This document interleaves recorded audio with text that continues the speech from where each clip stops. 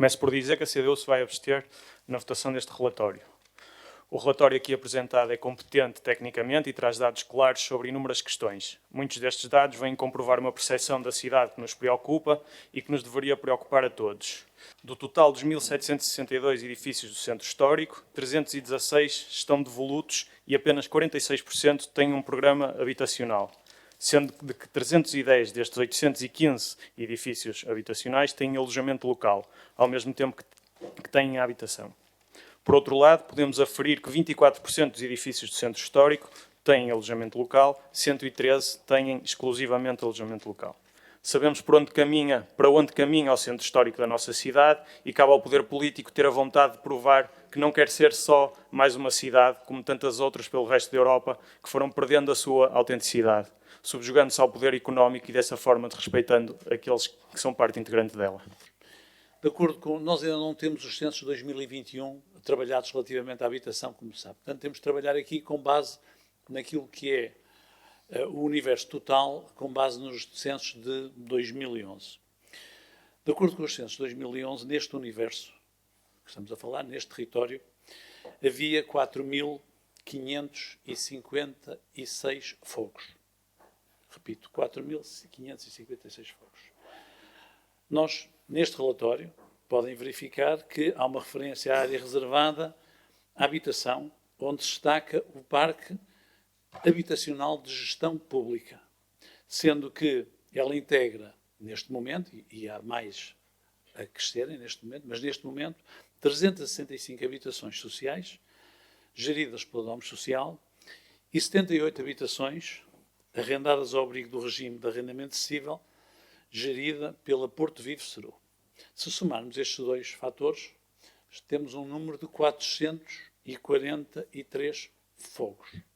Ou seja, cerca de 10% dos fogos são públicos, seja em arrendamento acessível, uma parte mais pequena, e uma parte maior em habitação social. Se considerarmos as pressões que é evidente que existem neste centro, quando nós comparamos com a cidade em que a média anda nos 13,5%, temos ainda alguma coisa para andar. Ainda assim, quando nós comparamos com outros centros históricos, com outras cidades europeias, que o Sr. Deputado bem refere, acho que não estamos mal. Este documento tira uma fotografia a um momento passado, a um momento presente e tenta daí extrair dados, números e horizontes. E dos números, a primeira coisa que temos de extrair é as políticas e a política que tem sido seguida. E, efetivamente, na fotografia do presente, o centro histórico é uma zona cobiçada, atraente, mas convém lembrar que nem sempre foi assim. Considero que se, por um lado, nenhum de nós quer um centro da cidade fantasma nem abandonado, também defendo que é necessário que se alivie a pressão que se vive e que existe na zona da Baixa do Porto.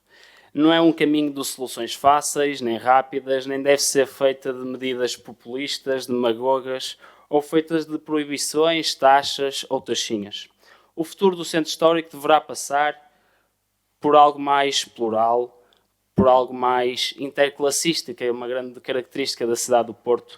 Porque se por um lado o PSD acredita naqueles que cá vêm e que trazem riqueza e dão fulgor e vida ao motor económico da cidade, por outro lado o PSD também acredita que isso não deve ser incompatível com os interesses das nossas gentes, com os nossos hábitos, com os nossos costumes e com as novas gerações.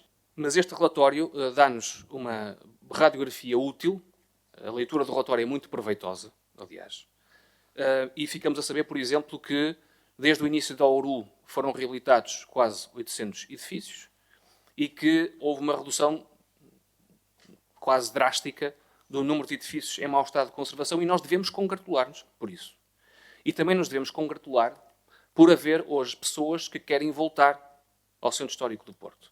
Obviamente que o perfil das pessoas que hoje querem ou podem voltar ao Centro Histórico do Porto não é um elemento anódino ou irrelevante e deve levar-nos a uma reflexão. Mas também não podemos queixar-nos ao mesmo tempo da saída de moradores e da entrada de moradores. Agora, não é menos evidente que há um processo de substituição. Há um processo de substituição e esse processo não é exclusivo do Porto, nem sequer de Portugal. É algo que é comum ao conjunto da Europa. Mas queria ressaltar um elemento em que, de facto, o Porto faz má figura ou marca passo em relação a outras cidades similares, com centros históricos muito valiosos e muito ricos, como é o nosso. E que é a questão do trânsito. O trânsito continua a ser rei e senhor no centro histórico.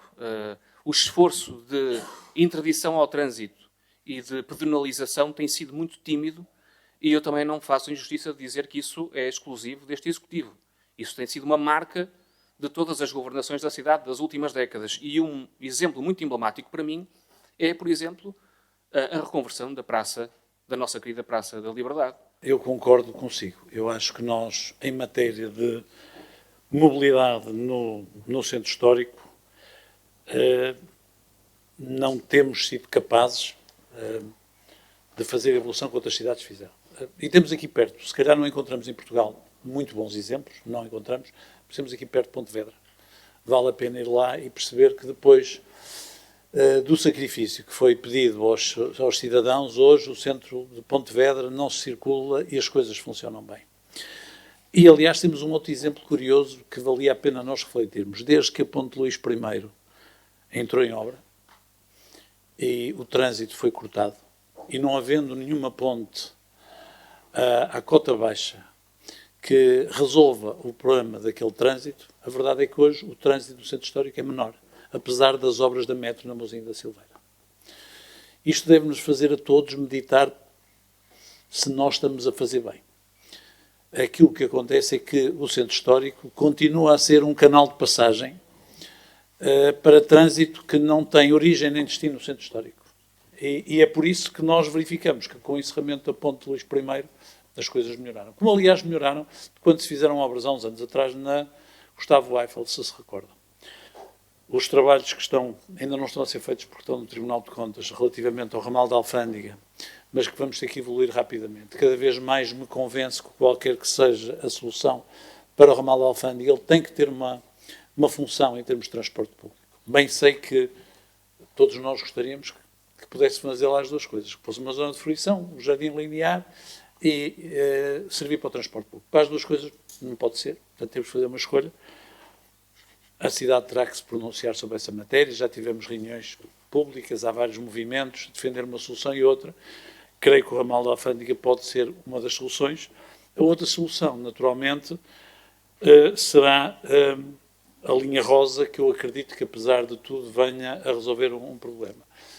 Eu não sei se a cidade está preparada, não é uma questão de custo político, essa cidade está preparada, de facto, para perceber que há zonas da cidade que têm que ser penalizadas. As ZACs têm sido uma boa experiência nessa matéria. Como sabem, houve grande reação por parte dos utilizadores, até dos táxis, relativamente às ZACs, e hoje começam a concordar que as ZACs resolvem uma parte da equação. Mas, acima de tudo, precisamos de transporte público. Eu acho que nós, sem mais transporte público, não vamos conseguir chegar lá. Esta área, portanto, a área do Centro História, merece uma atenção especial, em particular dadas as características socioeconómicas em que nela ainda prevalecem os seus habitantes, pelo que se deverá pugnar por um maior equilíbrio entre o potencial turístico da zona, sem esquecer a proteção da habitação familiar. A gentrificação, sentida no centro histórico, desde logo assinalada pela perda de população local, através de processos de despejo e especulação imobiliária, que tornaram incomportável a sua permanência nos seus locais de origem e assim aumentando a crise habitacional que se verifica na cidade. As reabilitações realizadas na área classificada trouxeram também uma alteração significativa na tipologia do edificado. Passaram a ser, na sua maioria, T0 e T1. Ora, esta não é a tipologia necessária para a resposta às necessidades de habitação permanente, mas antes à utilização por outros modelos de negócio, nomeadamente os alojamentos locais, cujo lucro para os proprietários, por ser muito superior ao arrendamento urbano, faz diminuir consideravelmente a oferta habitacional para as famílias. Há aqui algumas críticas ao facto de a cidade ter tido episódios de maior turismo, de aumento do turismo e particularmente do alojamento local. Bom, a cidade do Porto é uma cidade bonita e livre. E como qualquer cidade bonita e livre, atrai turismo. Se nós não gostamos de turismo, das duas uma, ou não queremos que a cidade seja bonita, ou gostaríamos que não fosse livre. Para nós avaliarmos como correram estes últimos tempos, estes últimos 5 anos ou os últimos 10 anos, o indicador mais importante é o de avaliar a qualidade e o estado de conservação dos edifícios. E notou-se aqui uma evolução notável. De 32% de edifícios em bom estado de conservação há 5 anos atrás, em 2019 estavam 50%. É uma subida de 18 pontos percentuais, o que é fantástico e é de assinalar. E a nível de ocupação, tínhamos 43% de edifícios totalmente ocupados e agora estão 53%. É uma subida notável. Quando se fala do centro histórico, diz-me muito. Nasci numa rua que tem 3 freguesias, todas do centro histórico. Vi o Porto durante muitos anos a ser abandonado e as ruas desertas. Vínhamos da batalha, descíamos 31 de janeiro, não víamos ninguém, descíamos a Rua das Flores, não víamos ninguém. O alojamento local foi o responsável pela 70% da recuperação dos edifícios. A senhora deputada diz que a especulação imobiliária promoveu despejos. O proprietário que tinha uma família a pagar 100 euros e podia alugar esse T2 por 700, se não fosse fazer alojamento local, ia despejá-lo nem mesmo. Portanto, aqui é a curva da procura e da oferta que faz com que os preços subam e, portanto, eu queria parabenizar o Executivo que tem feito uma política de habitação muito boa, desde do Porto Solidário com apoio às rendas para as famílias se manter, desde o Porto Consentido, desde o exercer do direito de preferências na compra de imóveis para manter os moradores. Relembro quando foi da Ilha da Tapada que se exerceu o direito de preferência para manter os moradores. Relembro que em 2017 foram entregues 32 casas no Barredo, na Ribeira, a antigos moradores, para manter os moradores. Portanto, eu quero dar os parabéns e eu, como morador e nascido e criado no centro histórico, agradeço imenso o trabalho que tem sido feito por este Executivo. Muito obrigado.